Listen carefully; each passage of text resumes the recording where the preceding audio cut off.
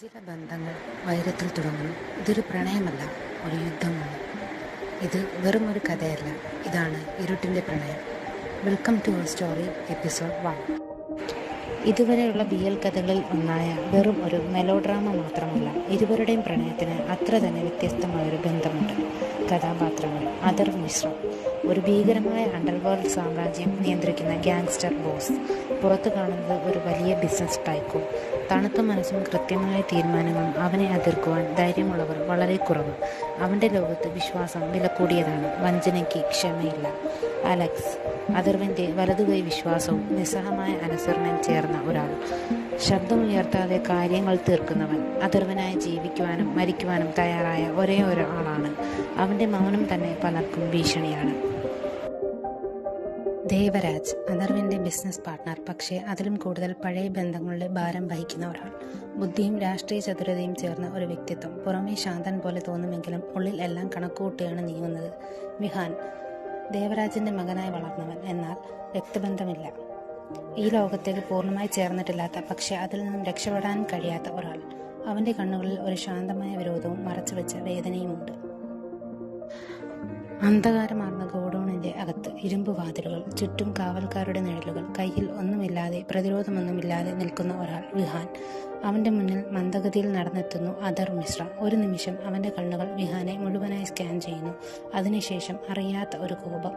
Other തണുത്ത സ്വരത്തിൽ വിഹാനോട് പറയുന്നു, ദേവരാജ് വരുമെന്ന് കരുതി, പക്ഷേ അയാൾക്ക് പകരം ഒരു കുട്ടിയെയാണോ അയച്ചത്? വിഹാൻ തടവറയിലായിട്ടും നേരിട്ട് നോക്കി തന്നെ പറഞ്ഞു, ഞാൻ കുട്ടിയല്ല, എനിക്ക് തന്നെ ഈ ബിസിനസ് കൈകാര്യം ചെയ്യാൻ പറ്റും എന്ന് തെളിയിക്കാൻ വന്നതാണ്. അദർവിൻ്റെ മുഖത്ത് ഒരു ചെറിയ പരിഹാസം. അദർ, ആർക്ക് തെളിയിക്കാൻ? നിന്റെ അച്ഛനെയോ അല്ലെങ്കിൽ എന്നെയോ? വിഹാൻ, അച്ഛന്.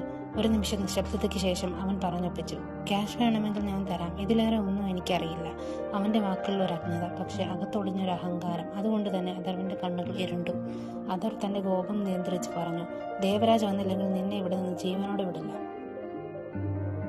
വിഹാൻ, എന്നെ വിളിച്ചപ്പോൾ തന്നെ വന്നതാണല്ലോ ഞാൻ. ഇങ്ങനെ പൂട്ടി വെക്കുന്നത് തന്നെ നിങ്ങൾക്ക് അപമാനമാണ്. ഒരു നിമിഷം അവിടെ നിശബ്ദത കട്ടിയായി.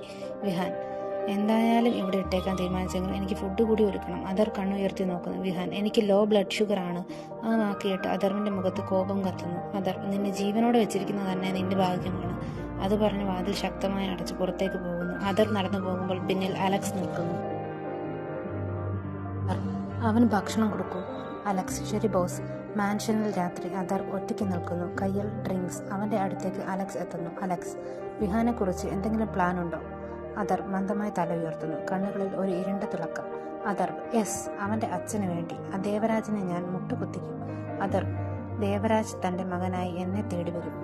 ആ രാത്രി ഒരു സാധാരണ തടവല്ല ആരംഭിച്ചത്, ഒരു പവർ ഗെയിം, ഒരു മനസ്സിൻ്റെ യുദ്ധം.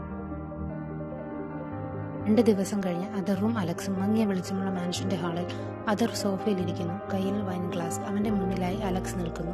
അലക്സ് ചിന്താഭാരത്തോടെ, 2 ദിവസമായി ദേവരാജ് ഇതുവരെ ലണ്ടനിൽ നിന്ന് എത്തിയിട്ടില്ല. എന്തായാലും ഒരു ചെറുപ്പക്കാരനെ ഈ കളിയിലേക്ക് നമ്മൾ വലിച്ചെടുക്കേണ്ടിയിരുന്നില്ല ബോസ്. അത് കേട്ടതും അദറിൻ്റെ കണ്ണുകൾ കട്ടിയായി. അദർ കോപമടക്കി, അലക്സ്, ഇത് വെറും കാശിനായി കളിക്കുന്ന ഒരു ഗെയിമല്ല. അവൻ മന്ദമായി എഴുന്നേറ്റ് നടന്നു വരുന്നു. ദേവരാജിൻ്റെ സാമ്രാജ്യം തകർക്കണം. അവൻ്റെ എല്ലാ കളികളും ഇവിടെ അവസാനിക്കണം.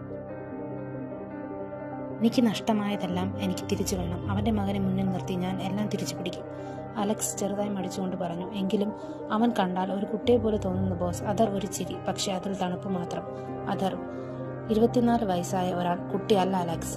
ചെറിയ ഇടവേള, ഓർമ്മയിൽ പോലെ. അവനെ കണ്ടപ്പോൾ ശ്വാസം എടുക്കാൻ പോലും ബുദ്ധിമുട്ടുന്ന പോലെ തോന്നി. അവൻ കണ്ണുകൾ ഉയർത്തി അലക്സിനെ നോക്കുന്നു. അദർ കടുപ്പത്തോടെ, കഴിഞ്ഞ ദിവസം ഞാൻ വിഹാന്റെ മൂക്കിലായി ഒരു മുറിവ് കണ്ടു. അവൻ ശ്വാസം എടുക്കാൻ ബുദ്ധിമുട്ടുന്നു.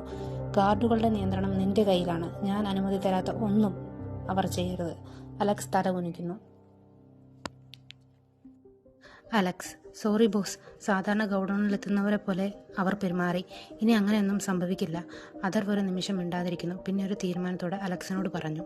അദർ, മാൻഷനിൽ എൻ്റെ റൂമിന് നേരെയുള്ള റൂം വിഹാനായി ഒരുക്കണം. അലക്സ് ഞെട്ടി നോക്കുന്നു. അലക്സ്, അത് സെക്യൂരിറ്റി റിസ്ക് അല്ലേ ബോസ്? അദർ അടുത്തേക്ക് നടന്ന് നേരെ കണ്ണിൽ നോക്കി പറഞ്ഞു. അദർ തണുത്ത ശബ്ദത്തിൽ, ശരിയായ സെക്യൂരിറ്റി റിസ്ക് എന്താണെന്നറിയാമോ? ഒരു നിമിഷം നിശബ്ദം. നിന്റെ ഗാർഡുകളെ നീ നിയന്ത്രിക്കാത്തത്. അവൻ തിരിഞ്ഞു നടന്നു പോകുന്നു. അദർ പിന്നോട്ട് നോക്കാതെ, now go and make the arrangements fast. Alex ഉടൻ തലകുനിക്കുന്നു.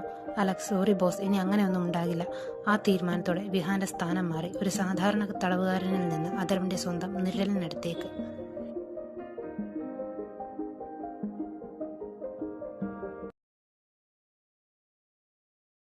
ചില